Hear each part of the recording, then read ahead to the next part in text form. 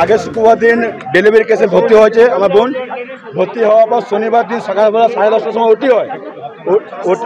ওটি হয়। রবিবার দিন সকালবেলা 10:30টার সময় ফোন করে বলে আপনার পেশেন্ট খুব সিরিয়াস অবস্থা। আমরা যখন আসি বলতে আপনার ইনফেকশন হয়ে গেছে, কিডনি লিভার ফেল হয়ে গেছে, কিডনি লিভার সব ফেল হয়ে গেছে। আবার ভেন্টিলেটার সেদিনকে আপনার ভেন্টিলেটার ঝামেলা করার পর ভেন্টিলেটার দিয়েছে আপনার, দেওয়ার পর ডায়ালিসিস চলেছে 3 দিন। 27 বছর 28 বছর বয়স মেয়েটার।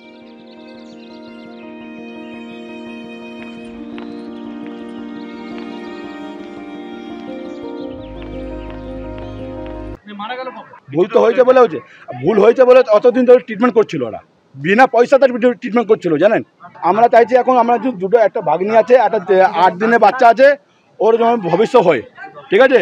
আমি এটা চাই, আর ডাক্তারের শাস্তি চাই, ডাক্তার করে সাসপেন্ড চাই আমার।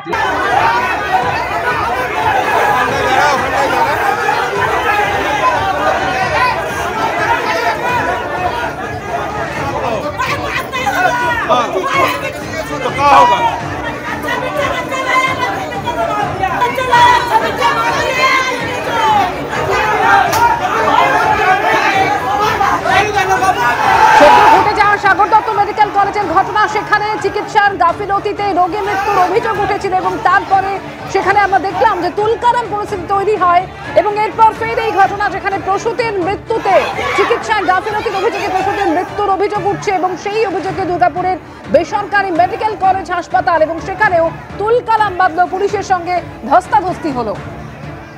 টেলিফোনে রয়েছেন প্রতিনিধি মনোজ বন্দ্যোপাধ্যায়। মনোজ, ঠিক কি কারণে এই পরিস্থিতি, কি অভিযোগ করছেন রোগীর পরিজনেরা? দেখো, রোগীর পরিজনদের যেটা অভিযোগ, এই প্রসূতি গত 20 সেপ্টেম্বর দুর্গাপুরের এই বেসরকারি মেডিকেল কলেজ হসপিটাল এখানে ভর্তি হয়েছিল এবং তার পরের দিনকে তার পুত্র সন্তানের জন্ম হয়। ঠিক তার পর দিন থেকে অর্থাৎ 22 তারিখ থেকে তার শারীরিক অবস্থার অবনতি হয় এবং গতকাল তার মৃত্যু হয়। এবং এই মৃত্যুর পরেই তার গতকাল সন্ধ্যের পর তার পরিবার, আত্মীয় স্বজন এবং প্রতিবেশীরা জড়ো হয় হাসপাতালের গেটের সামনে এবং চিকিৎসায় গাফিলতিতে মৃত্যু হয়েছে এই অভিযোগ তাদের। এবং এই অভিযোগে তারা দফায় দফায় বিক্ষোভ দেখাতে থাকে এবং সেই সময় পুলিশ, দুর্গাপুর থানার পুলিশ এসে পৌঁছয় এবং তারা তাদেরকে আশ্বস্ত করার চেষ্টা করে, কিন্তু দফায় দফায় চলে। রাত্রি 12টা-1টা পর্যন্ত বিক্ষোভ চলে। লাস্টে চট পেটে সেই হাসপাতালের সামনে তারা বিক্ষোভ দেখায়। যদিও লিখিত অভিযোগ তারা পুলিশকে জানিয়েছে এবং তারপর পুলিশের আশ্বাসে সেই বিক্ষোভ উঠেছে। ধন্যবাদ মনোজ।